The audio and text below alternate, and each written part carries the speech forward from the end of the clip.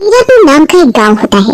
इस गांव के पास एक रेलवे स्टेशन था। वो रेलवे स्टेशन बहुत ही डरावना था। कोई भी वहां से आना जाना नहीं करता था। कुछ लोगों का तो ये भी मानना है कि रात को उस रेलवे स्टेशन से अजीब अजीब आवाज भी आती है। कभी किसी के रोने की आवाज आती है, कभी किसी के चिल्लाने की आवाज आती है, तो कभी किसी के गुर्राने की आवाज आती है। एक बार राज नाम का एक आदमी गाँव में कुछ दिनों के लिए अपने माँ बाप से मिलने आया था। चलिए पिताजी, अब हमारे जाने का समय हो गया है।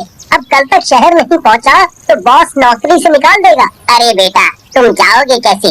कल तक तो शहर नहीं पहुंच सकते तुम। अरे पिताजी, कैसी बातें करते हैं आप? गांव का रेलवे स्टेशन है ना, वहीं से चला जाऊंगा। नहीं बेटा, वहाँ से मत जाओ, तुम स्टेशन पर कदम भी नहीं रखोगे। अरे पिताजी, स्टेशन पर ऐसा क्या है जो मैं वहाँ जा नहीं सकता? बस मैंने कह दिया तो कह दिया, तुम वहाँ से नहीं जाओगे, समझे तुम? पिताजी, आप मुझे बताइए तो सही, आखिर वहाँ ऐसा क्या है? नहीं तो मैं खुद जाके देख लूंगा। बेटा, वो रेलवे स्टेशन भूतिया है। बोला जाता है कि वहाँ भूत चुड़ैल वगैरह घूमते रहते हैं। बस पिताजी, कैसी बातें कर रहे हैं आप? इस जमाने में रहकर भी आप ये भूत चुड़ैल पर विश्वास करते हैं? अरे पिताजी, वो रेलवे स्टेशन बिल्कुल सही है। वो लोगों ने अफवाह फैलाकर उसको बदनाम कर रखा है। तो तुम अब मेरी बात को टालोगे। मैंने कह दिया कि तुम उस रेलवे स्टेशन से नहीं जाओगे तो नहीं जाओगे। पिताजी प्लीज, अगर मैं कल तक अपने शहर नहीं पहुंचा ना तो नौकरी हाथ से चली जाएगी। फिर पैसा कौन ये भूत लाएंगे? मैं रेलवे स्टेशन से ही जाऊंगा। देखते हैं कि अब कौन आता है। राज ये सब बोलकर अपना सामान पैक करने चला जाता है और रेलवे स्टेशन से शहर जाने के लिए तैयार हो जाता है। कुछ ही घंटों में वो रेलवे स्टेशन पहुंच जाता है। राज वहाँ स्टेशन पर खड़ा होकर ट्रेन का इंतजार करता है। 2-3 घंटे गुजर जाते हैं पर अभी तक ट्रेन नहीं आती। अरे यार, अब ये ट्रेन भी पता नहीं कब तक आएगी। तब मैं उसमें बैठूंगा, तब तक मैं शहर पहुंचूंगा, सब गड़बड़ हो जाएगा। बस ये ट्रेन जल्दी आकर मेहरबानी कर दे। तभी राज को किसी के आने की आवाज आती है। राज इधर उधर देखने लगता है कि कौन आ रहा है। फिर वो आवाज बंद हो जाती है और राज उस आवाज को नजरअंदाज कर देता है और अपना फोन चलाने लगता है। तभी वो आवाज फिर शुरू हो जाती है। कौन है? कौन है वहाँ? एक तो अंधेरा इतना है कि कुछ दिखाई नहीं देता। राज अपने फोन में फ्लैशलाइट जलाकर देखता है। तभी वो चौंक जाता है और चिल्ला देता है। वो देखता है कि उसके सामने एक बूढ़ा व्यक्ति खड़ा होकर उसे घूर रहा है। अरे चाचा, आपने तो डरा दिया। ऐसे घूर घूर के मुझे क्यों देख रहे हो? कुछ कर दिया क्या मैंने? तुम यहाँ क्यों आए हो? क्यों आए मतलब? अपनी ट्रेन का इंतजार कर रहा हूँ। कल तक शहर जाना है पर ये ट्रेन है कि आ नहीं रही। 5 घंटा हो गया इंतजार करते करते। यहाँ से चले जाओ, चले जाओ, मरोगे तुम। अपनी जान बचाओ, जाओ यहाँ से, वो भूत तुम्हें मार देंगे। अरे चाचा, जाओ ना, क्यों दिमाग खराब कर रहे हो? घर में पिताजी इस बात को लेकर परेशान कर रहे थे और अब तुम जाओ यहाँ से। फिर वो बूढ़ा आदमी अपने हाथ से सामने की तरफ इशारा करता है। राज उस ओर देखता है कि वहाँ से ट्रेन आ रही होती है। राज पीछे मुड़कर देखता है तो वो बूढ़ा आदमी वहाँ से गायब हो जाता है। राज को वहाँ थोड़ा अजीब सा लगने लगता है। राज ट्रेन में बैठ जाता है और शहर के लिए रवाना हो जाता है। राज देखता है कि वो ट्रेन बिल्कुल खाली होती है। क्या बात है, ट्रेन में मेरे अलावा और कोई है ही नहीं। राज एक सीट पर जाकर आराम से बैठ जाता है। जब ट्रेन एक टनल के अंदर से जा रही होती है तब वो देखता है कि उसके आसपास बहुत सारे डरावने लोग बैठे हुए हैं जो खून से लिपटे हुए हैं। राज उन्हें देखकर बहुत डर जाता है। फिर अगली सुबह न्यूज़पेपर बांटने वाला राज के पिताजी के घर में न्यूज़पेपर फेंक कर चला जाता है। राज के पिताजी जब वो न्यूज़पेपर खोलकर देखते हैं तो वो बहुत चौंक जाते हैं और रोने लगते हैं। हे भगवान, ये क्या हो गया? मैंने उसे बहुत मना किया था, मत जा वहाँ, मत जा, पर उसने मेरी एक नहीं सुनी। तब ये हाल हो गया मेरे बच्चे का। क्या हो गया? क्यों चिल्ला रहे हो? राज के पापा राज की मम्मी के हाथ में वो न्यूज़पेपर थमा देते हैं। राज की मम्मी भी न्यूज़पेपर को देखकर बहुत डर जाती हैं और बहुत रोने लगती हैं। उस न्यूज़पेपर में न्यूज़ छपी थी कि एक लड़का जो हीरापुर रेलवे स्टेशन से ट्रेन में सफर कर रहा था, उसकी लाश रेलवे स्टेशन के पास वाले टनल के पास मिली है। लाश बहुत बुरी हालत में है, सिर धड़ से अलग होने को है, हाथ पर लग रहा है कि किसी जंगली जानवर ने खा रखे हो। ये देखकर राज के मम्मी पापा बहुत रोते हैं और ये हादसा गांव के लोगों के दिलों में हीरापुर रेलवे स्टेशन के लिए और डर बैठा देता है।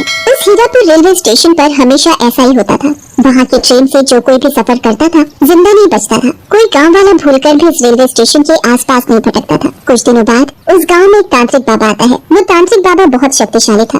बोला जाता था कि उस तांत्रिक के पास एक बोतल है जिनसे उस तांत्रिक ने खतरनाक से खतरनाक भूत पिशाचों को बांध कर रखा है। वो वहाँ उस हीरापुर गाँव में तपस्या करने के मकसद से आया था।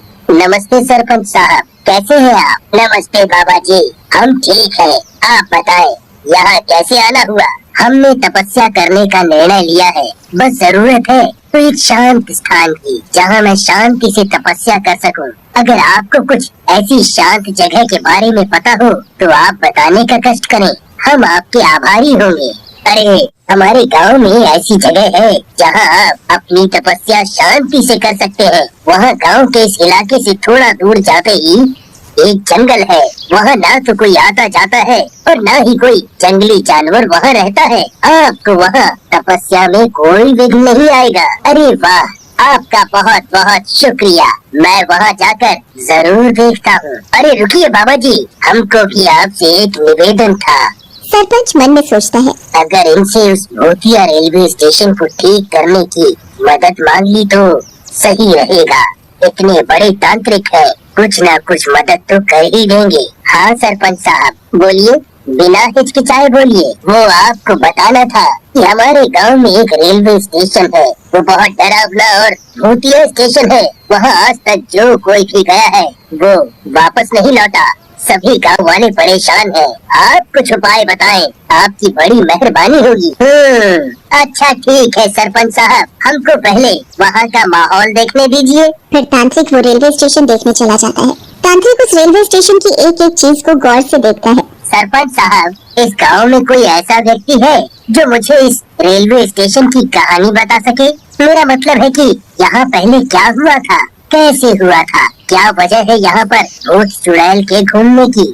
हाँ बाबा, एक आदमी है, वो गांव के सबसे ज्यादा बुजुर्ग व्यक्ति है। वही कुछ बता सकते हैं आपको इस रेलवे स्टेशन के बारे में। फिर तांत्रिक उस बुजुर्ग आदमी राम प्रसाद के पास पहुंच जाता है। राम प्रसाद तांत्रिक को बताते हैं कि 10 साल पहले कुछ आतंकवादी इस गांव में घुस आए थे। वो इस गांव को बम से उड़ा देना चाहते थे, इसलिए वो इस गांव के रेलवे स्टेशन पर पहुंच जाते हैं, क्योंकि वहीं लोगों की संख्या ज्यादा होती है। उन लोगों ने रेलवे स्टेशन के कोने कोने में छोटे छोटे बम लगा दिए थे और उनमें से एक आतंकवादी अपने शरीर में एक बड़ा बम लगाकर ट्रेन में घुस जाता है। जैसे ही ट्रेन चलना स्टार्ट हो जाती है, वो आतंकवादी बम को फाड़ देते हैं और ट्रेन में बैठा आतंकवादी भी बम को फोड़ देता है, जिसकी वजह से वहाँ मौजूद सारे लोगों की मौत हो जाती है। सारा का सारा रेलवे स्टेशन जल जाता है और तहस नहस हो जाता है। वहाँ रेलवे स्टेशन पर जितने भी लोगों की मौत हुई थी, वो सब लोग भूत और चुड़ैल बन जाते हैं और जो भी इस रेलवे स्टेशन पर जाता था और ट्रेन में सफर करता था, वो उसको जान से मार देते थे। तांत्रिक ये सब सुनकर समझ गया कि अब उसे क्या करना है। घबराने की बात नहीं है सरपंच साहब, आपको बस उस रेलवे स्टेशन के पास एक शांति यज्ञ करवाना होगा। बात तो ठीक है बाबा जी, पर ये शांति यज्ञ करेगा कौन? उस स्टेशन के पास भटकने से भी लोग मना कर देते हैं। कोई पंडित इसके लिए राजी नहीं होगा। आप चिंतित ना हो, ये शांति यज्ञ मैं कर दूंगा। तांत्रिक के उस हीरापुर रेलवे स्टेशन पर शांति यज्ञ कराने के बाद सब कुछ शांत हो गया था। अब रेलवे स्टेशन में कोई भूत चुड़ैल नहीं रहता था। अब वो स्टेशन बिल्कुल सुरक्षित था। राज की मम्मी